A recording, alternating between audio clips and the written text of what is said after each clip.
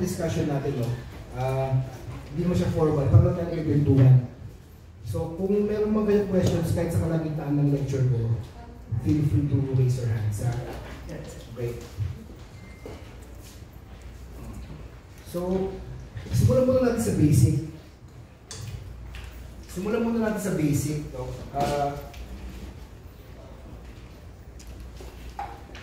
Smartphone, photography tayo, pero gusto ko muna sanang bigyan ng konting panahon na mag-share sa inyo kung ano ba yung photography para rin refresher sa ating lahat. Mamaya na yung mga slides ko. So, ano bang photography? Araw-araw ginagamit natin ito para maka-capture ng mga moments, yung sarili natin, mga nangyari sa buhay natin, sa mga mahal natin sa buhay. So, gano'n siya ka-importante. Lalo-lalo sa panahon na to, kung may pupuntahan tayo, lagi tayo may mga photos, lagi tayong may mga video, kung saan man tayo pupunta. Para naman sa sarili natin reflection, para natin balikan yung mga nagawa natin, mga pinuntahan natin. Wala tayong ibang titignan kundi mga photos. Pwede rin siyang communication tool. Sabi nga nila, titignan mo pa lang yung photo, kahit hindi mo lang basahin yung caption, alam mo agad kung ano yung nire-relate ng photographer ng message.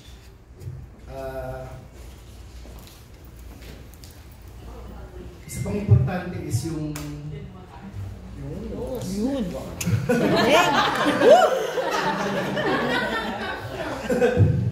So yun,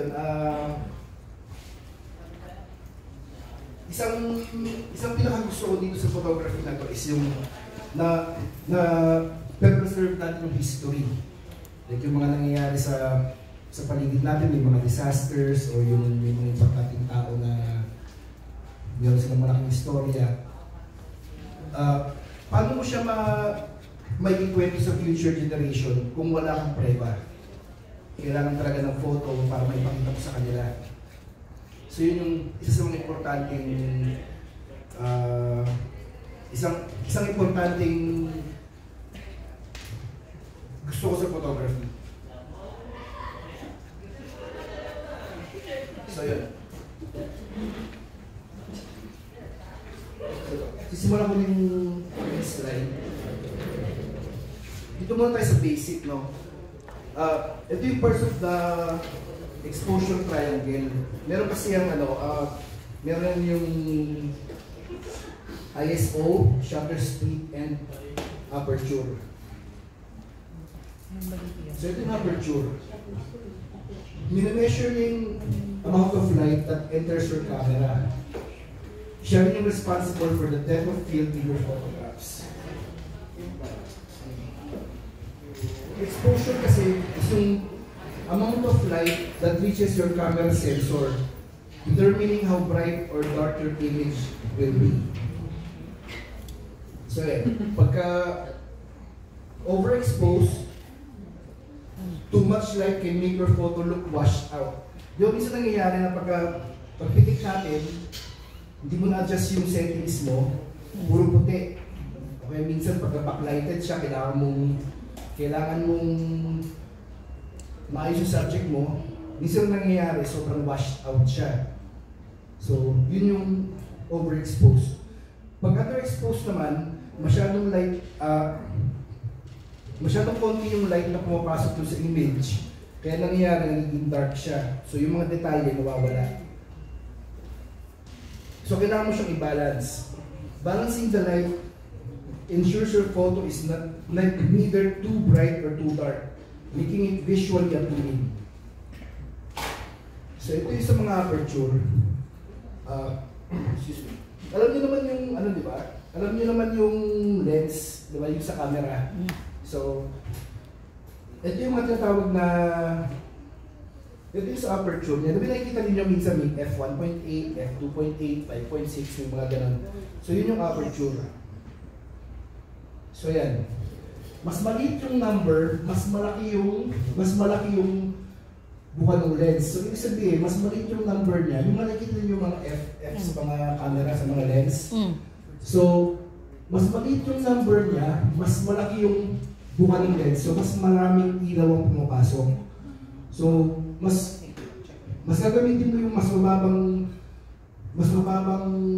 number, aperture or number para sa mga low light na condition. Dahil mas malaking buka, mas maraming pumapasok ng ilaw. So yan, pag 1.8 na siya kabuka, yan, 2.8, 4.0, 5.6. Pag F22, masyado na siyang maliit. Pero kasi pag 1.8 siya, ang mangyayari kasi, pag bukang buka, magkakaroon siya ng depth of field. So, yun nangyayari na parang yung background is blurred. Tapos no sharp. So, mas mababang number, mas maganda. Pag 22, from 8 to 22, sharp yun all the way. So, yan.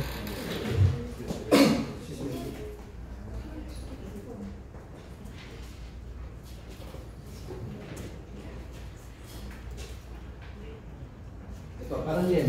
Parang ito example, di ba? Siya yung subject ko, F2.8 siya, yung aperture niya, tapos shutter speed niya, mamaya pagpunta tayo dyan, tsaka sa ISO. Yun, di ba? 2.8 siya, mababa yung number, malaki yung buka ng lens, so nagkaroon siya ng depth of field. Ito yung ano ko, ito yung subject ko, tapos background is blurred. Question mark. Yung normally ba yung F, ano ba yan, yung 2.8, yung pag gusto mong mag-focus, aperture, gusto mong mag-focus ng subject lang. Oo. So kung ito yung kape ko, yung lahat blurred, so yun yung mas malaki. Ay, mas mababang number. Oo, doon ka mag-focus, mas mababa ang number, mas magiging blurred yung background mo. Tapos yan, ito pa, sample pa. Ito, mas mababa na namin number, 3.5. Mamaya tayo sa shutter speed tsaka sa ISO. Ayan, ito yung subject ko, tapos the rest, di ba, blur. Yan, ito. Yan. Ito naman, 5.6. So, habang tumataas siya, medyo nagiging sharp na yung katabi niya. Nadadami na yung paligid. Oo, nadadami na yung paligid. Habang tumataas yung, habang tumataas yung aperture niya. Ang gusto mo naman na sharp all the way yung picture mo, so magamit ka mga 8 pataas. Actually, meron din yan sa mga smartphone ninyo eh. Pero normally ba sa smartphone natin, yung sa Pro, kasi di ba meron tayong, pag gumamit, like ito, kunyari, yung phone niya, normally ba dapat kong piliin dito yung Pro para matimpla ko ng ganyan? Or hindi naman. Kung merong manual setting yan, yung manual setting dapat. Kasi minsan yung Pro, mamaya pupunta tayo doon. Yung kasi Pro, siya rin mag-iisip ng settings na gusto mo eh. Siya rin mag-iisip. So doon ako sa manual. Mas maganda rin kasi kung alam yung manual. Kasi hindi naman lahat ng settings is kaya basahin yung phone mo. So ikaw yung nandun, so ikaw yung mag-a-adjust. Okay, thank you. Ito na, shutter speed. Shutter speed controls the amount of time that the volume of light coming through the lens.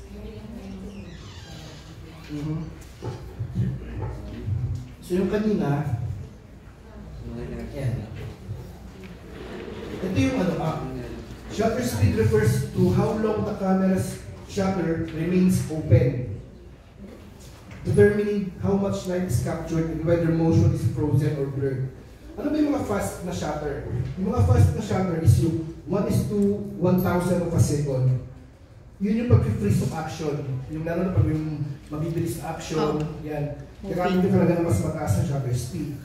Pag sa slow shutter naman, pag gusto mo magkaroon ng motion blur, medyo mababa. Like 1:15 second. Diba ito yung kanina? Ito yung shutter speed yan. 12 lang yung shutter speed niyan. So medyo mababa siya. Kasi low light yan eh. Yan eh. Low light yan. Kaya medyo kailangan babaan mo yung shutter speed. Kasi pag binilisan mo yung shutter sa ganitong indoor, medyo magiging dark yung yung image. Hindi siya talagang hindi sakto yung exposure niya. So ito, simple diagram. Ito yung action. Pag ito yung mga shutter speed mo, 1,500 or 250, siya yung makaka-freeze ng action. Pag medyo mababa, mga 125 to 60, medyo may konting blur. Para may shadow. Kasi ito naman, pag ganyan na talaga kababa, like 30, 15, 8, 4, Blur na talaga. 4, 8 seconds, talagang ano na siya, meron na siyang galaw, unless nagamit ka ng tripod.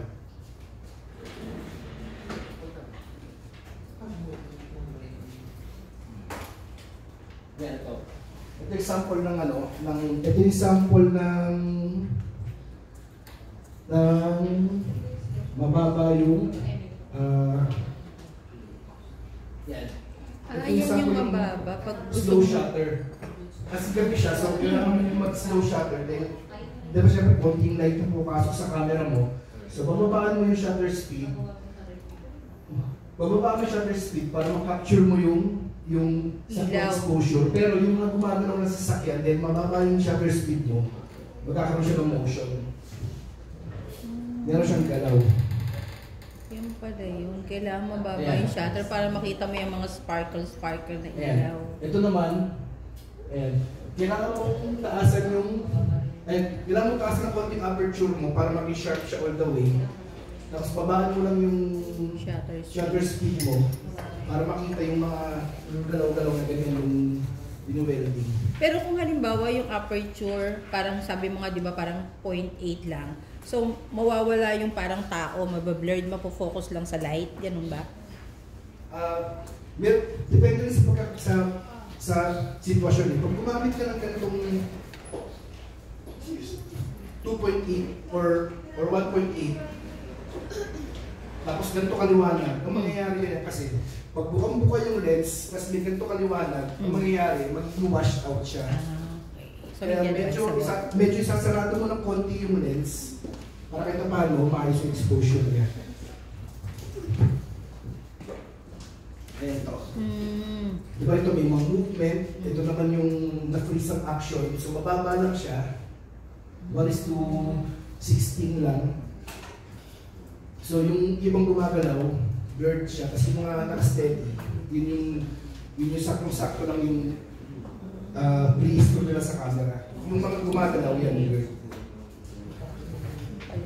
Kaya pala. Yan, parang ito. Ito, maliwanag to.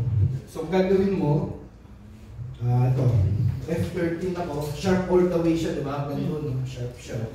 Pero ito may galaw, kasi yung mababa yung shutter speed ko. Ito yung medyo araw-araw na scene sa EDSA. Daming relate dyan. Anong station ba yan?